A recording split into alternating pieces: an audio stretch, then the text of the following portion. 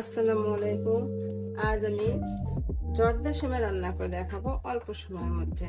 তার জন্য আমার প্রয়োজন হবে অল্প আঁচ দিয়ে আমি এটা করে নিলাম।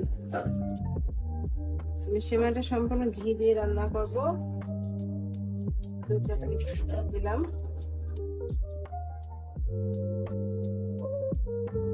আমি এখানে 2 চামচ ঘি দিলাম। এর ভিতরে দিয়ে দেবো 2টা এলাচ।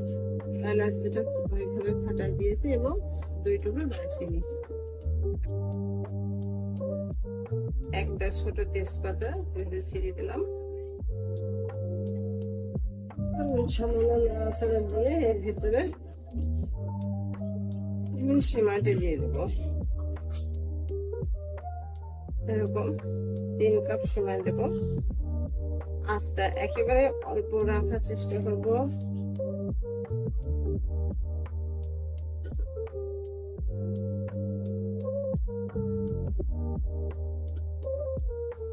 তিন কাপ সেমাই দিলাম। একটু ভেজে নেব। আঁচটা একদম অল্প রাখার চেষ্টা করবো।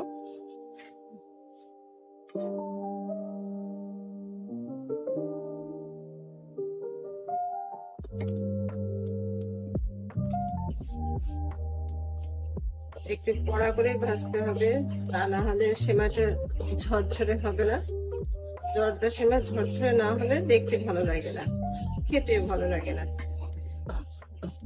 এই পর্যায়ে আমি দিয়ে দেবো এর ভিতরে 3 কাপ চিনি। 3 কাপ সেমাইয়ের জন্য আমার লাগবে 1.5 কাপ চিনি। মিষ্টিটা বেশি হলেও খাওয়া যায় না, আবার কম হলেও মিষ্টিটা সেমাইটা ঝরঝরে হয় না। তার জন্য আমি এই 1 কাপে 1.5 কাপ চিনি দিয়ে দেবো।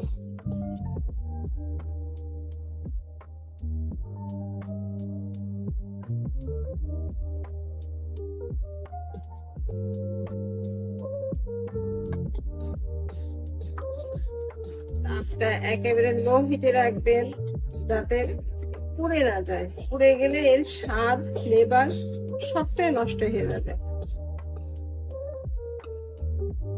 এই পর্যায়ে তাপটা একেবারে লো।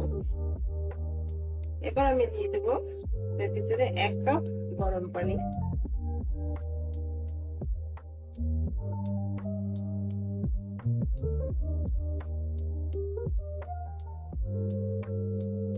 যেহেতু আমার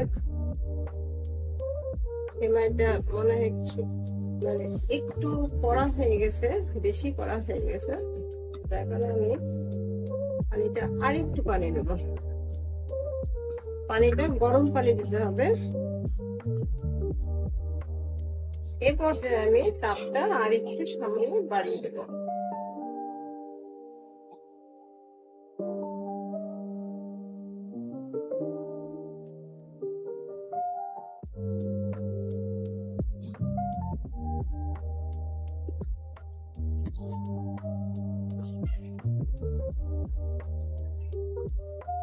এভাবে সম্পূর্ণ সেমাইটা এভাবে করে পানির সাথে মিশিয়ে দেবেন, যাতে কোনো সময় উপরে না উঠে থাকে।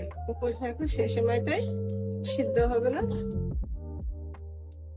একটা ঢাকন দিয়ে ঢাকা দিয়ে দেবেন।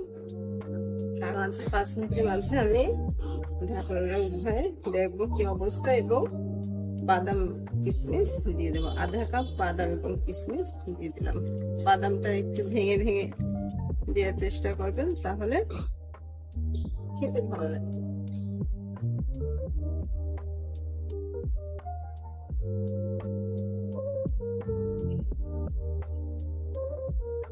একটু নেড়ে নেড়ে দিতে হবে, যাতে তলায় না লেগে যায়।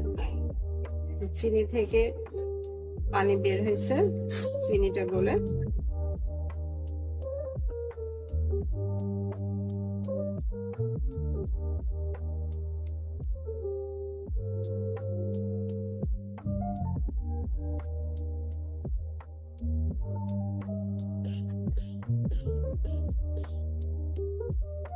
যেহেতু পানিতে বেশি বের হয়েছে, এরপর আরেকটু তাপ বাড়িয়ে দিই, তবে খেয়াল রাখবেন যেন নিচে পুড়ে না যায় বা লেগে না যায়।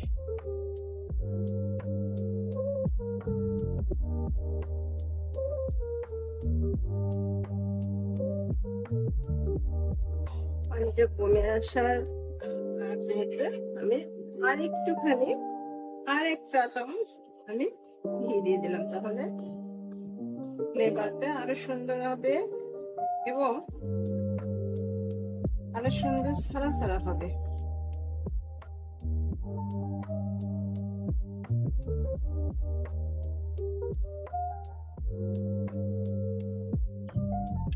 আমার প্রায় টেনে আসছে পানি।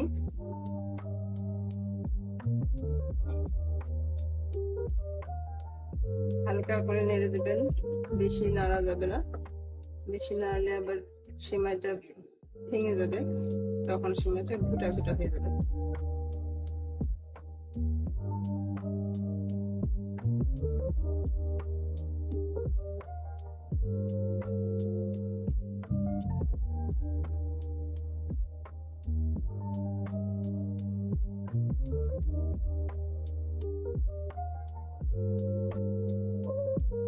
সেমাইটা আমার প্রায় হয়ে আসছে।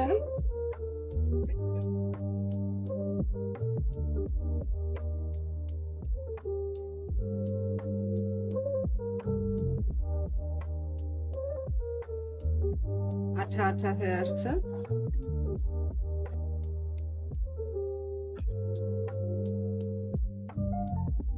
এরপর নেড়ে নেড়ে আমি হালকা হালকা করে নেড়ে দেবো।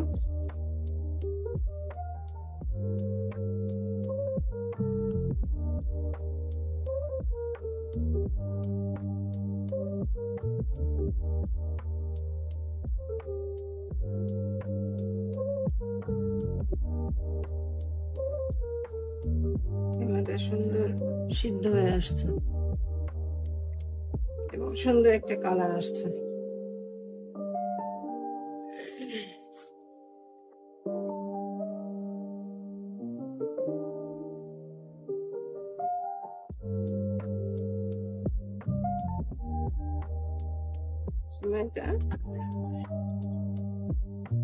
পানিটা টেনে আসছে এবং আঠা আঠা ভাব চলে আসছে, সুন্দর কালার আসছে, দেখতেও সুন্দর হয়েছে মাশাআল্লাহ। এই পর্যায়ে আমি এখন অফ করে দেবো। অফ করে আমি রুম টেম্পারেচারে ঠান্ডা করে নেব। আমার ঠিক এই পর্যায়ে নামাতে হবে। আঠা আঠা হয়ে গেছে, সম্পূর্ণ পানিটা টেনে আঠা আঠা হয়ে গেছে সময়। এবার আমার রুম টেম্পারেচারে আমি এটাকে ঠান্ডা করে নেব।